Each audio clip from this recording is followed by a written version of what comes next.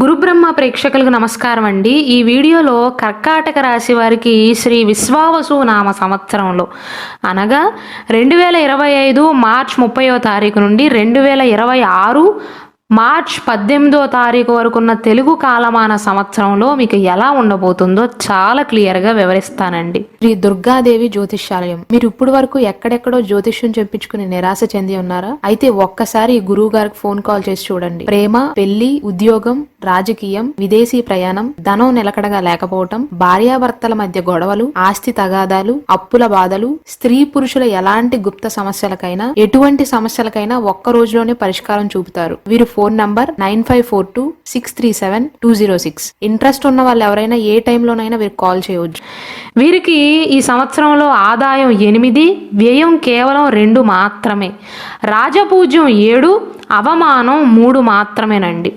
కర్కాటక రాశి వారికి శని మార్చి 29వ తారీఖుతో 8వ ఇంట్లో నుంచి 9వ ఇంట్లోకి వెళ్తాడు. అంటే వీరికి అష్టమ శని యొక్క ప్రభావం అనేది పూర్తిగా పోతుంది. 2025 మే 14వ తారీఖు వరకు ఆర్థిక పరంగా అనుకూలంగా ఉంటుందండి. వ్యాపార పరంగా భారీ పెట్టుబడులు పెట్టడానికి కూడా ఇది అనువైన కాలంగా చెప్పవచ్చు. కోర్టు విషయాలలో కూడా న్యాయపరమైన అడ్డంకులన్నీ కూడా తొలగిపోతాయి. ఒకవేళ అష్టమ శని సమయంలో కర్కాటక రాశి వారు ఏదైనా పోలీస్ విషయాల్లో కానీ కోర్టు కేసుల్లో కనుక చిక్కుకొని ఉన్నట్లయితే మే 14వ తారీఖు లోపు వాటిని పరిష్కరించుకోవటానికి అనువైన కాలంగా చెప్పవచ్చు. అనగా శత్రువులపైన విజయాన్ని సాధిస్తారండి. న్యాయవంతంగా ధనార్జన చేయగలుగుతారు, సంపాదించగలుగుతారు. అయితే ఎప్పుడైతే బృహస్పతి యొక్క స్థాన మార్పు అనేది ఉంటుందో, అంటే 2025 మే 14వ తారీఖు నుండి 2025 అక్టోబర్ 19వ తారీఖు వరకు ధర్మకార్య సంబంధిత విషయాలకు చాలా డబ్బుని ఖర్చు చేసే అవకాశాలు ఉంటాయి. మే 14వ తారీఖున గురువు 11వ ఇంటిని విడిచిపెట్టి 12వ ఇంట్లోకి ప్రవేశిస్తాడండి. కాబట్టి చేసే పనుల విషయంలో కొంచెం జాగ్రత్తలు తీసుకోవాలి.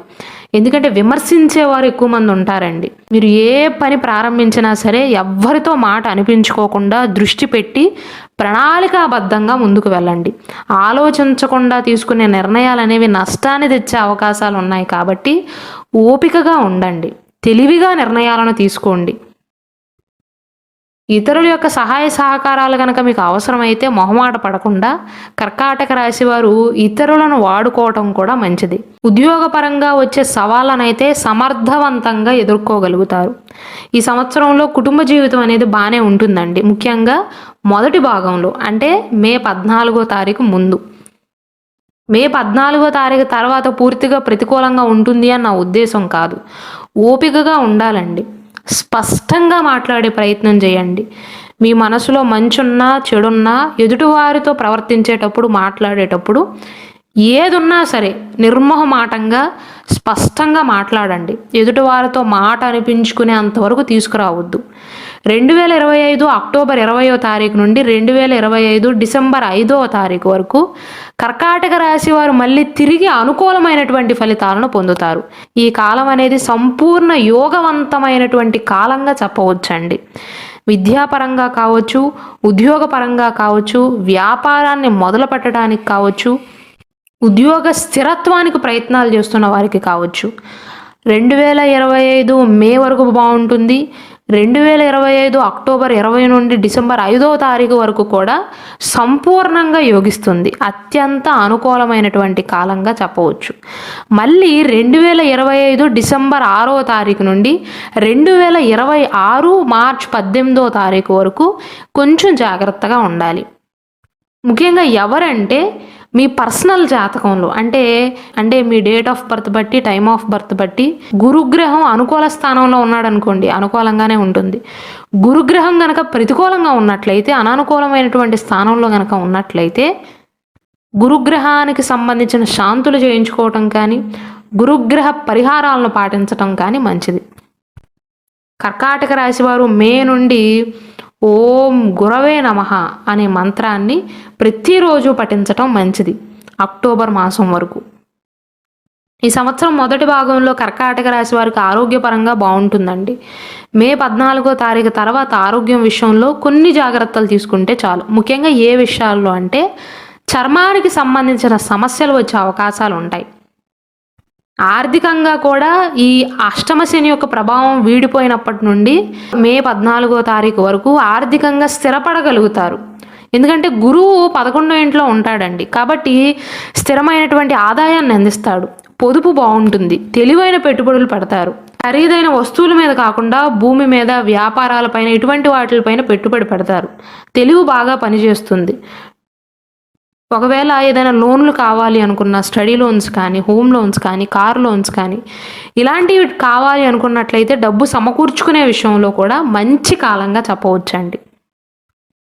అలాగే మీ కుటుంబ సభ్యులు ఎవరైతే ఉన్నారో, ముఖ్యంగా మీ సోదరులు, సోదరీమణులు, అలాగే మీ జీవిత భాగస్వామి కూడా మీకు ఆర్థిక స్థిరత్వాన్ని కల్పించడంలో సహాయపడతారు అని చెప్పవచ్చు.